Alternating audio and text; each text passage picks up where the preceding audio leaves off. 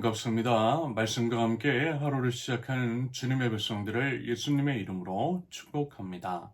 하나님께서 오늘 우리에게 주신 말씀은 요한복음 7장 37절에서 52절까지입니다. 그리고 그들은 제각기 집으로 돌아갔다. 예수께서는 올리브산으로 가셨다. 이른 아침에 예수께서 다시 성전에 가시니 많은 백성이 그에게로 모여들었다. 예수께서 앉아서 그들을 가르치실 때에 율법학자들과 바리새파 사람들이 간음을 하다가 잡힌 여자를 끌고 와서 가운데 세워놓고 예수께 말하였다. 선생님, 이 여자가 간음을 하다가 현장에서 잡혔습니다. 모세는 율법에 이런 여자들을 돌로 쳐 죽이라고 우리에게 명령하였습니다. 그런데 선생님은 뭐라고 하시겠습니까? 그들이 이렇게 말한 것은 예수를 시험하여 고발할 구실을 찾으려는 속셈이었다. 그러나 예수께서는 몸을 굽혀서 손가락으로 땅에 무엇인가를 쓰셨다. 그들이 다그쳐 물으니 예수께서 몸을 일으켜 그들에게 말씀하셨다. 너희 가운데서 죄가 없는 사람이 먼저 이 여자에게 돌을 던져라. 그리고는 다시 몸을 굽혀서 땅에 무엇인가를 쓰셨다. 이 말씀을 들은 사람들은 나이가 많은 이로부터 시작하여 하나하나 떠나가고 마침내 예수만 남았다. 그 여자는 그대로 서 있었다. 예수께서 몸을 일으키시고 여자에게 말씀하셨다. 여자여, 사람들은 어디에 있느냐? 너를 정죄한 사람이 한 사람도 없느냐? 여자가 대답하였다. 주님, 한 사람도 없습니다. 예수께서 말씀하셨다. 나도 너를 정죄하지 않는다.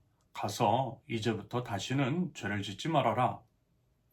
예수께서 다시 그들에게 말씀하셨다. 나는 세상의 빛이다.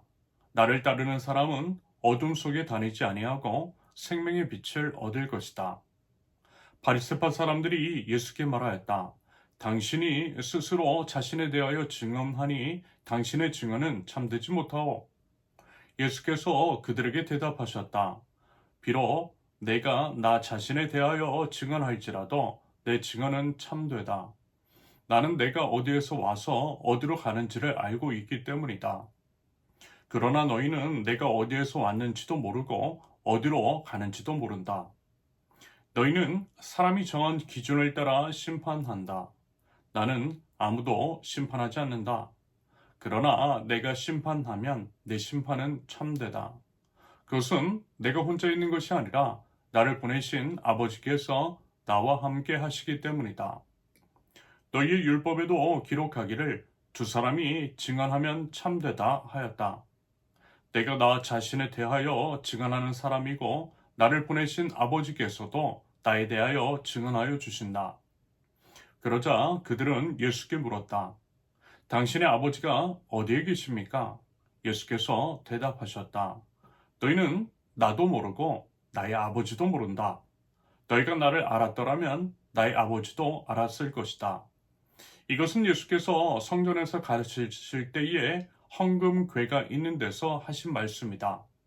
그러나 그를 잡는 사람은 아무도 없었다. 그것은 아직도 그의 때가 이르지 않았기 때문이다. 아멘. 첫째, 정죄 대신 긍휼을 베푸시는 예수님. 요한복음 7장 53절에서 8장 11절까지.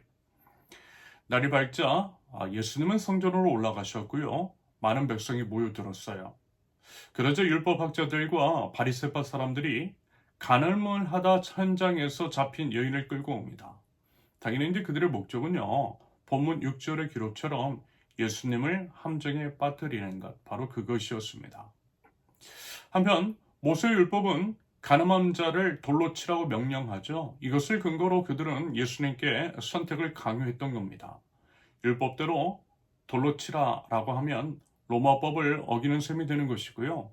놓아주라라고 하면 율법을 어기게 됩니다. 이와 같은 상황 속에서 예수님은요, 몸을 굽혀 손가락으로 땅에 무언가를 쓰셨대요. 그리고 나서 예수님이 일어나 말씀하시죠. 7절. 너희 가운데서 죄가 없는 사람이 먼저 이 여자에게 돌을 던져라. 이 말씀으로 인해 사람들이 양심의 가책을 받아 하나둘씩 떠나갑니다. 그리고 이제 홀로 남은 그 여자에게 이렇게 말씀하세요. 여인만 남았을 때 예수님은 물으십니다. 너를 정죄한 자가 없느냐? 여인이 없나이다 라고 대답하자 예수님은 말씀하세요. 11절 나도 너를 정죄하지 않는다. 가서 이제부터 다시는 죄를 짓지 말아라. 말하자면 주님의 은혜가, 우리 예수님의 은혜가요, 이 여자에게 임한 거예요. 예수님은 죄를 눈감아 주신 것은 아니었어요. 오히려 그 죄보다 더 큰 긍휼로, 은혜로 덮어주신 것입니다. 이처럼 이제 정죄는요, 사람은 죽이지만 은혜는 사람을 살리더라는 것. 여러분, 우리 주님께서 동일하게 지금 우리를 은혜의 시선으로 바라보시고요, 우리에게 은혜의 손길을 내밀어 주심을 여러분 우리 꼭 기억하면 좋겠습니다. 예수님의 은혜보다 더 큰 죄 없어요. 예수님 앞에서 용서받지 못할 죄 없다라는 것입니다. 여러분 부디요 그 은혜의 주님께 나아가 위로받고 치유 회복되는 저와 여러분들, 그리고 무엇보다 주님의 말씀을 따라 거룩한 삶을 살아가겠다라고 다짐하며 실천하는 거룩한 백성 모두 되실 수 있기를 바랍니다. 둘째, 세상의 빛으로 오신 예수님. 8장 12절. 예수님은 이제 본문 12절에서 자신은 이제 세상의 빛이라고 선언하세요. 그러면서 이제 빛은 숨겨진 것, 예를 들면 죄, 상처, 두려움 같은 것들을 드러내죠. 아울러 빛은 길을 보여줘요. 우리가 어디로 가야 하는지, 무엇을 피해야 하는지를 알려주는 기능을 합니다. 말하자면 예수님께서 그와 같은 역할을 하신다라는 거죠. 그러면서 예수님은 예수님을 따르는 자들에게 생명의 빛을 얻을 것이다 라고 하셨는데요. 다만 그러려면 예수님을 따라야 한다 라고 말씀하셨다라고 하는 것. 맞아요, 여러분. 빛이 아무리 밝아도 빛을 등지면 자기 자신의 그림자만 앞에 드리워지죠. 마찬가지로 예수님이 아무리 빛이셔도 예수님을 따르지 않으면 여러분 우리는요 어둠 속에 있을 수밖에 없다라는 것입니다. 예수님을 따르는 가장 기본적이고 또 구체적인 행위, 그것은 바로 지금 이 시간이고 말씀과 기도로 주님 앞에 서는 것이겠습니다. 매일의 삶 속에서 빛이신 우리 주님 바라보고 우리 주님의 뜻을 알아 그 뜻에 순종할 때에 빛이신 우리 주님께서 우리 안에 어둠을 몰아내시고 우리를 가장 좋은 길로 인도하여 주실 줄로 믿습니다. 셋째, 아버지께서 증언하시는 예수님. 8장 13절에서 20절까지. 바리새파 사람들은 본문 13절에서처럼 당신이 스스로 자신에 대하여 증언하니 당신의 증언은 참되지 못하다라고 하는 식으로 반박해요. 그것도 이제 그럴 것이 유대법에 따르면 자기 자신에 대한 증언은 효력이 없었기 때문입니다. 최소 2명 이상의 증인이 있어야만 했어요. 그러자 예수님께서는 자기 자신의 증언이 참된 이유를 첫째, 본문 14절처럼 자신이 어디서 왔으며 어디로 가는지를 아시기 때문이라고, 둘째, 본문 18절처럼 아버지께서도 예수님을 증언하시기 때문이라고 일갈하세요. 조건을 충족시키셨다라는 것입니다. 그러면서 이제 바리새인들이 당신의 아버지가 어디 계십니까? 라고 묻자 예수님께서는 말씀하셨어요. 본문 19절처럼 너희는 나도 모르고 나의 아버지도 모른다. 너희가 나를 알았더라면 나의 아버지도 알았을 것이다 라고 답변하세요. 아무리 좋게 얘기를 해줘도 알지 못하지 않냐라는 것입니다.